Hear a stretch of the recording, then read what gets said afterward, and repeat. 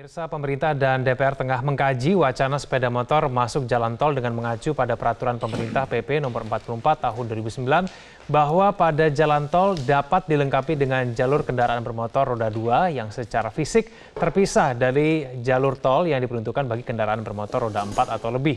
Untuk mengkonfirmasi dan membahasnya lebih lanjut sudah bersama kami ada Budi Setiadi, Dirjen Hub Darat, Kementerian Perhubungan. Pak Budi, selamat pagi. Terima kasih telah hadir sama kami. Ya. Pak Budi, sudah sampai mana kajian sepeda motor ini masuk jalan tol? Jadi memang sebenarnya kajian ini munculnya adalah 3 hari yang lalu Pak Menteri Perhubungan meminta kepada saya begitu ada isu menyangkut masalah sepeda motor bisa masuk jalan tol. Kita langsung lakukan kajian dan saya kira minggu ini akan kita segera sampaikan kepada Pak Menteri.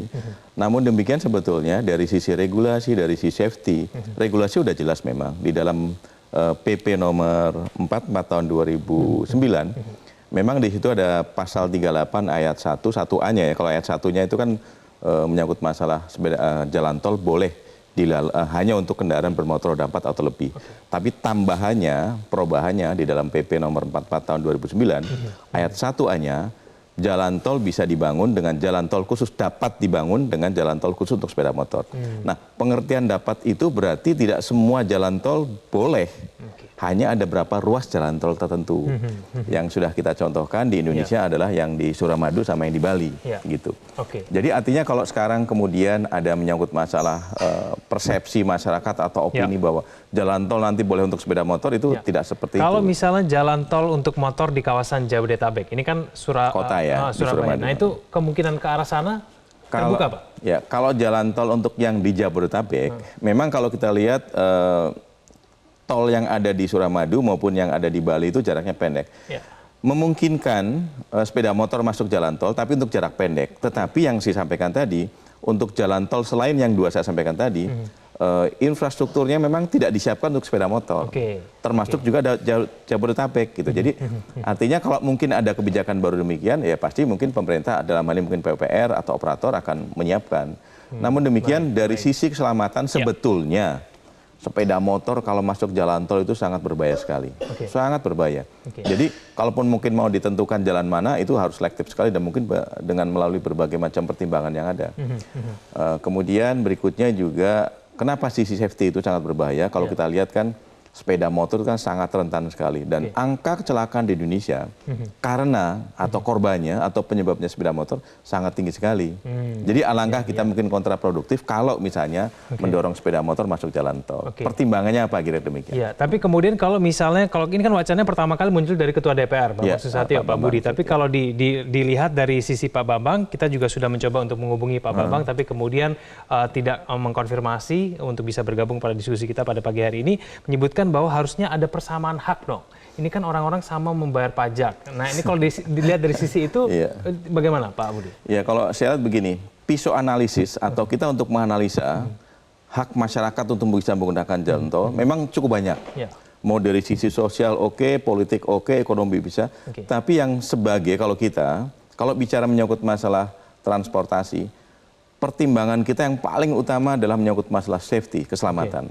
Nah, dari sisi manapun, kalau sepeda motor masuk jalan tol, sisi safety itu tidak akan mendukung. Apalagi pemerintah sekarang ini dengan RUNK-nya, yaitu ada program kita untuk sama-sama dengan ada 5 pilar, dengan kementerian yang lain, kepolisian, untuk menurunkan angka kecelakaan. Kan kita banyak melakukan improve, banyak melakukan program-program untuk bagaimana masyarakat bisa meningkatkan aspek keselamatan lalu lintas. Nah, kalau kita mungkin membuka ruang katakan gitu, ini sama saja kita mendorong masyarakat untuk kecelakaan lagi kan, kira demikian. Jadi saya kira kacamata yang dipakai untuk menyampaikan atau kebijakan ini adalah dari sisi safety. Kalau kita bicara safety itu kan zero toleran.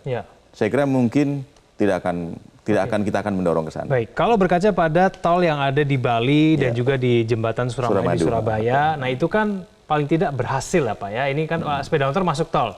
Nah kalau itu yang bisa terjadi di sana, apa yang kemudian bisa kita simpulkan bahwa itu agak sulit kalau diterapkan di tempat lain? Iya, kalau di Suramadu itu kan kalau kita lihat karakternya, kalau sepeda motor tidak menggunakan jembatan itu melalui mana? Kapal feri mungkin barangkali ya. Tapi feri begitu ada jalan tol Suramadu itu, load faktornya baik mobil itu kan sudah berkurang. Jadi artinya kalau mungkin itu melayani, saya kira tidak mungkin, kecil sekali.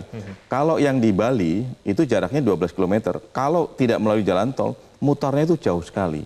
Jadi ada pertimbangan lain selain safety yang kemudian dilakukan oleh pihak operator, PUPR dan sebagainya, bahwa ini pertimbangan itu memang sangat memungkinkan dengan membuka itu. Makanya ada PP 44 2009 di dalam pasal 1A-nya itu adalah dapat dilalui atau dapat menggunakan jalan tol, tapi dengan menggunakan istilahnya jalan tol khusus untuk sepeda motor. Gitu.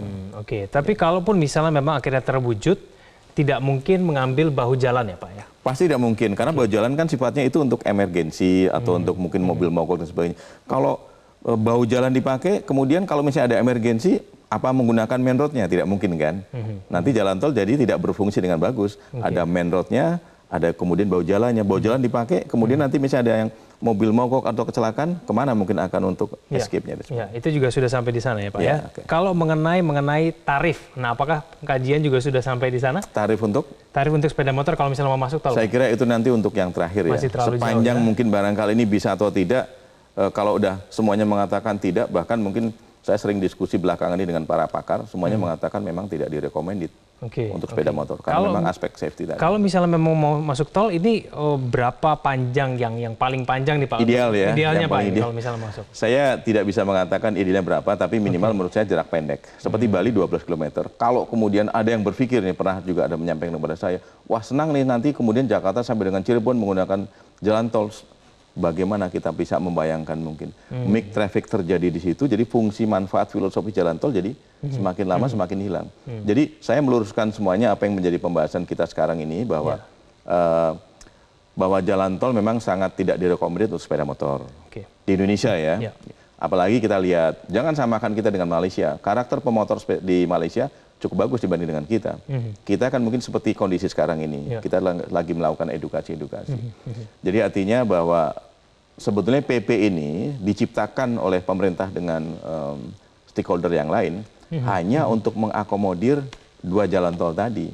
Tapi tidak dianggap general, berarti yang lain boleh gitu.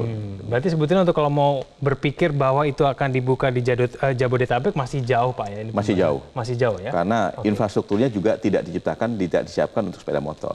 Kalau misalnya kita masih berbicara mengenai keamanan, kalau misalnya nih Pak Budi, yang kemudian pro terhadap wacana ini ya, kalau misalnya sudah dibikin jalur khusus, lalu kemudian diberikan perlengkapan sesuai prosedur, pakai helm, pengamanan yang secukupnya, apakah itu juga masih bisa kita anggap bahwa keamanan tetap terancam meskipun sudah dilengkapi dengan segala macam infrastruktur yang sudah dilengkapi? Kalau kita lihat ya, infrastruktur jalan tol itu kan filosofinya diciptakan untuk bebas hambatan, satu. Dan kemudian jalan tol itu kan kanan kirinya pasti akan terbuka lebar. Jadi kalau suatu saat angin besar, itu kan pasti akan mengganggu stabilitas dari kendaraan. Kalau mobil oke, tapi begitu sepeda motor itu pasti akan ketidakstabilan pasti akan terjadi. Jadi walaupun kita dengan perlengkapan yang safety, kemungkinan terjadi kecelakaan mungkin sangat besar. Baik. Jadi paling tidak sejauh ini kajian yang kami tangkap dari Kementerian Perhubungan sejauh ini dari segi keamanan tidak mendukung ya Pak Budi? Kurang mendukung. Baik. Apakah sudah ada pembahasan lebih lanjut setelah beberapa hari kemarin dengan mungkin Komisi Perhubungan di DPR? Saya belum. Kemarin saya juga di RDP di Komisi 5, bahkan persoalan ini tidak menjadi isu. Ada persoalan yang lain. Gitu. Baik. Jadi sama sekali belum ada pembahasan ke arah sana. Baik. Pak Budi, mungkin ada hal terakhir yang mungkin bisa disampaikan kepada orang-orang yang mungkin masih mendukung mengenai wacana ini untuk masuk ke dalam jalan tol? Iya, saya kira wacana ini hanya sekedar wacana ya. Kemudian kalau kemudian ada regulasi yang mengatur menyangkut masalah jalan tol khusus sepeda motor, itu adalah untuk mengakomodir yang jalan tol Suramadu tadi, jembatan Suramadu sama yang di Bali. Kemudian infrastruktur jalan tol yang ada di Indonesia saat ini itu memang tidak disiapkan untuk digunakan sepeda motor, gitu. Jadi saya kira dari sisi safety itu saya kira sangat berbahaya. Yang sedang kita lakukan adalah bagaimana kita mendorong masyarakat untuk lebih banyak menggunakan angkutan umum saja. Dan kita juga sedang menggunakan itu semua. Jadi kita harapkan bahwa pemikiran bagaimana kita mendorong masyarakat untuk menggunakan sepeda motor, kita harapkan sekarang mulai kita arahkan untuk bagaimana kita membangun angkutan umum yang lebih baik untuk kepentingan masyarakat. Baik, Pak Budi, terima kasih telah bergabung sama kami di Metro Pagi Prantau. Selamat pagi, Pak Budi. Selamat pagi.